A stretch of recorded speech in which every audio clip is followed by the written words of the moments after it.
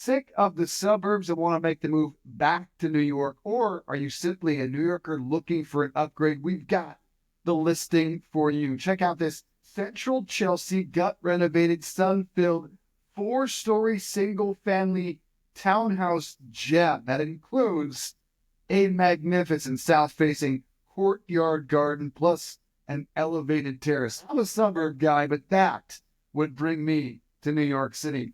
Welcome, everyone, into Finding Your Bearings with Compass. I'm Dave Briggs. I'm joined today by Leonard Steinberg, who is also known as the Chief Evangelist at Compass. And Leonard, I've always wondered what exactly that title means. What's a real estate evangelist? I'm a very forgiving soul, I think. That's what it refers to.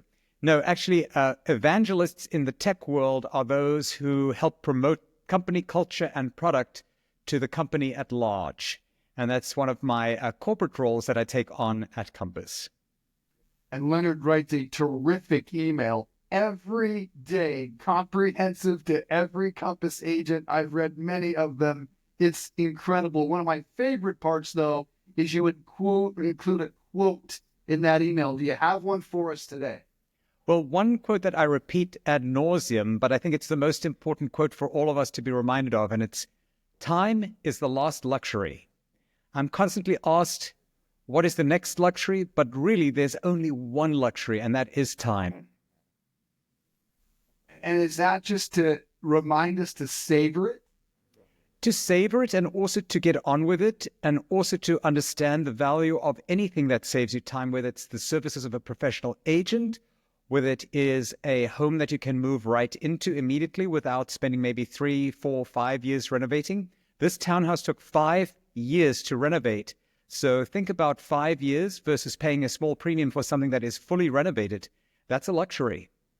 It is indeed. And we will circle back to that listing in just a moment. Follow Leonard at Leonard Steinberg. Let's start with kind of the big picture going on across the country. How would you describe the real estate market as a whole in the U.S. right now, and why? Well, I think the U.S. as a whole is a difficult one to comment on. I think we read a lot of headlines about the U.S. market, and we have to be reminded that real estate is hyper-localized, and what happens nationally is so useless as a point of reference, because even within a zip code, you can have 3 very different markets. Even within a building, you can have different markets, a condo building. So I think you have to be very, very hyper-specific. There's always opportunity in every market. And unfortunately, people are constantly seeking averages and trends, and it varies dramatically from city to city, suburb to suburb, block by block, neighborhood to neighborhood. And that's, I think, where specific curated insights and information and data have a really important role to play in a consumer's life. Well, I couldn't be happier you said that, because that's the whole point of this show, Finding Your Bearings, is I often see these real estate segments that make it seem like one big block of real estate in the country when everything is local. Just like they said about politics. All politics is local. Same goes for real estate. If there's one thing, though, that does give us a general sense of how the market is moving, it is mortgage rates. And they are still stubbornly high. Where are they today? And where do you think they really need to get to in order to unfreeze, thaw out, unstick the market as a whole? Well, I think there are 3 audiences out there. One who believe rates are going to come down further from this. They're kind of in the mid to higher 6s right now, depending on what kind of mortgage you get. Then there is the next group who believes mortgages are, going to come way, way down. And then there's the other group that I think are realistic, and I think they are the group that are probably benefiting most by this market, in that they're saying, 6.5%, 7% mortgage rate is not 2%, but it's also not 12 or 14 or 16%, which we have seen in the past. And sometimes waiting for that perfect moment can, again, deprive you of the last luxury, which is time. So I think there are 3 audiences out there, and the ones that have come to the final stage of grief, which is acceptance, is that maybe these rates aren't going to go much further down. And if they do, you can always refinance. But to assume that they're coming down and wait for that moment could eat up a lot of time and lost opportunity. when those rates do come down, usually the prices go up. So buyer beware. The average mortgage rate that homeowners currently hold is somewhere around 4, and yet we're still hovering around 7. And there's lots of different factors why. One of them is the uncertainty going on right in the economy because of the chaos caused by the president of the United States, and therefore forcing the Fed to keep more, or at least interest rates where they are. When you look at things like tariffs and uncertainty and chaos, how do they impact the housing market, at least your market in New York City? Well, all markets and all wealthy people don't like too much chaos. They like a bit more certainty. Although in times of chaos, there is always opportunity as well, because while others are fearful, opportunity reigns supreme. And a lot of people at that point are fearful to take bold steps, rightfully so, because they're scared. But I think tariffs, look, I do think we should make more stuff in the United States of America, but there are two parts to that equation. If we make more in America, chances are it's going to cost more. And if you cannot accept that, then you might be delusional, because if you're making more in America with human beings, the labor costs alone are going to be much higher. And then if you're going to make them with machines and robots, where are the jobs going to come from? No jobs, no mortgages. So I think it's a very difficult balance to get right. I do think manufacturing more here is wise, but I think the chaos and the turbulence is never healthy for most buyers, because it leaves them, rattled.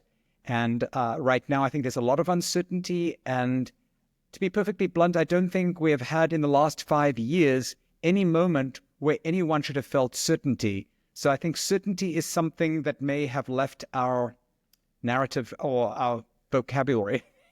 Maybe narrative is a bygone era. At least certainty is a bygone era. A pretty good chief economist there as well. I'm impressed. So New York has been mostly, the last couple of years, impacted by the trends that are obvious. COVID, people moving to suburbs like mine, Westport, people moving to Florida. Is New York City back? Your CEO, Rob Refkin, told me he believes New York City will be one of the hottest real estate markets in 2025. How would you describe what's happening right now in New York City? Robert's a smart guy, and people should listen to him more closely, because we are definitely seeing a notable uptick in the volume of activity in New York City, and we are seeing shortages in areas.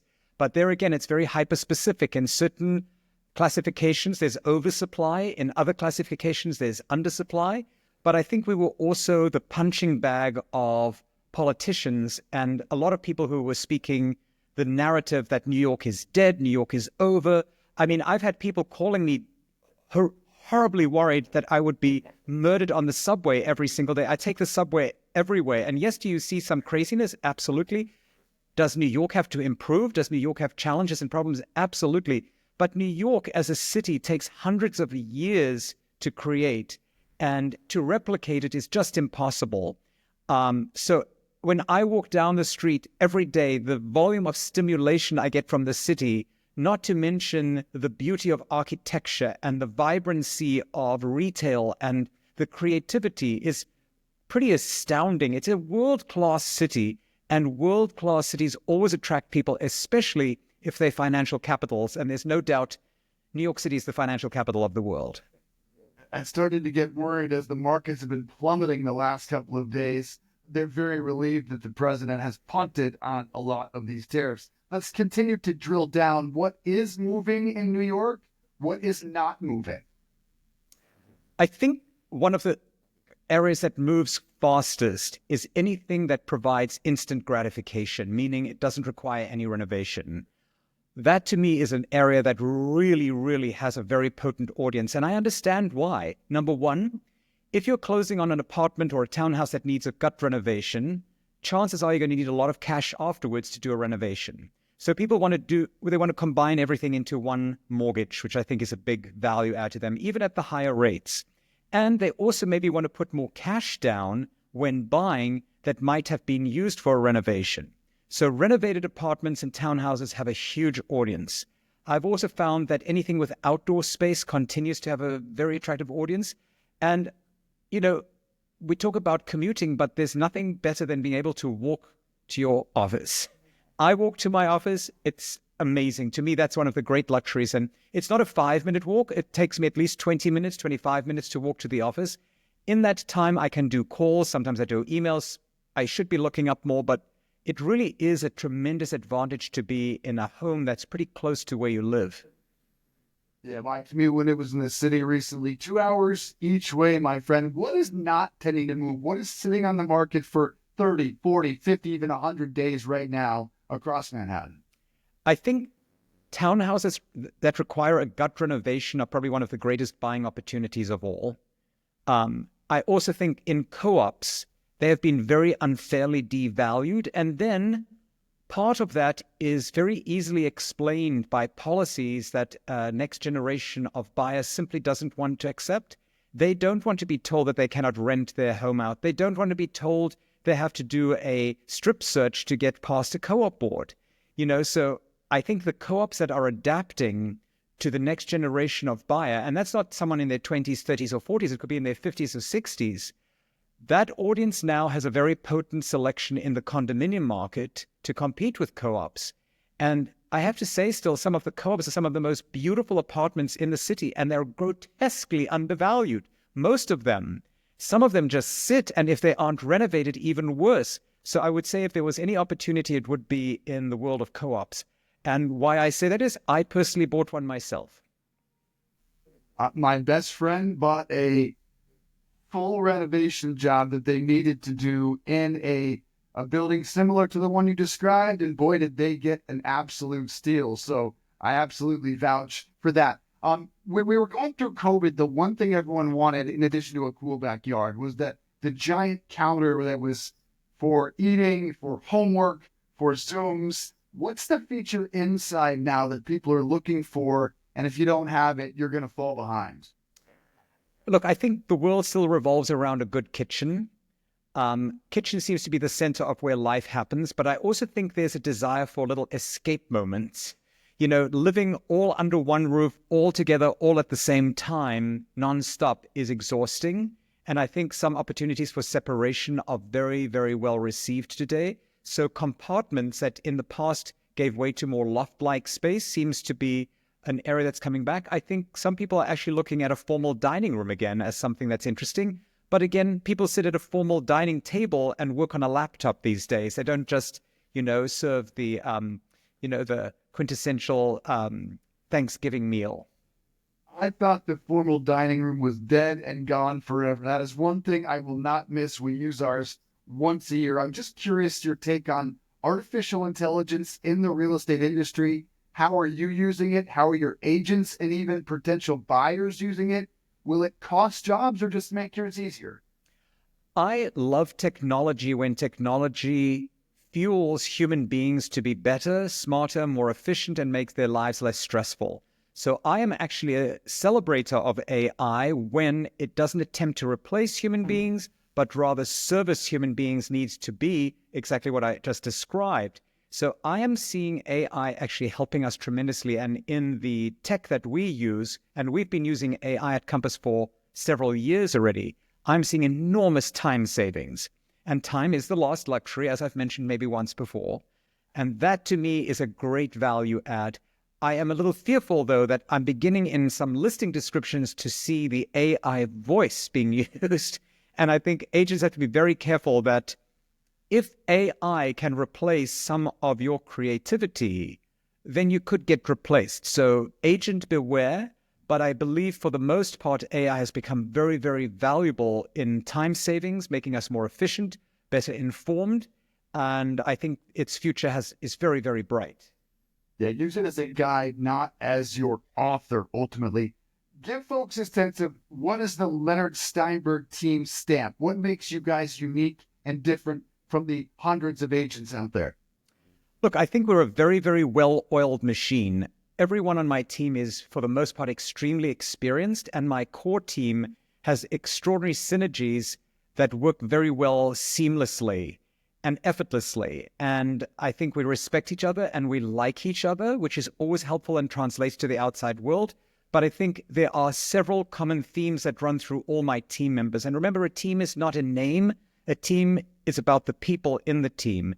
And I think everyone on my team, I can honestly say, is honest, ethical, caring, always puts the needs of the consumer first as their priority, doesn't run around yelling how they're number one, always says and focuses on the client being the number one focus, and really, presents themselves and acts in a manner that has empathy, caring, kindness, and real honesty. I think that is really invaluable today, where I have told people, don't buy this apartment, buy this cheaper apartment because it's the right one. I think at that point you can say you are doing what is ethical and right and placing the client's needs first. And that, I think, is a hallmark of our team. I also think our team has always been extremely cooperative with all other brokers and agents here and around the country and around the world. And I think that has served us very well, as well as our clients.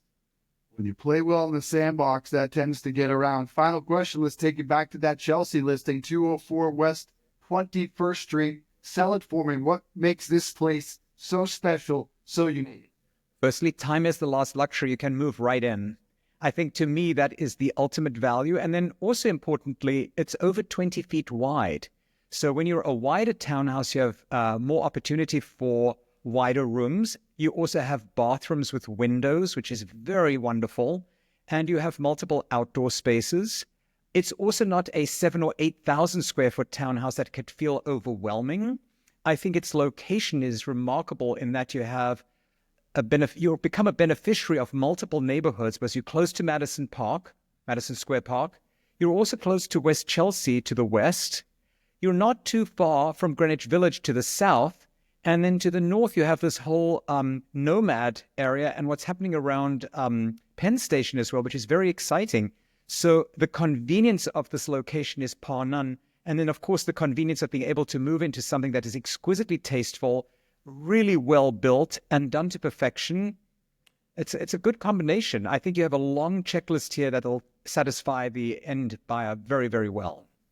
Beautiful place. Time is the last luxury. Leonard Steinberg is the chief evangelist at Compass. Find his team, Leonard Steinberg Team, at Instagram. It's been a great pleasure, sir. Looking forward to seeing one of those open houses in the city in person next time. Thank you. We look forward to hosting you. Thanks, sir.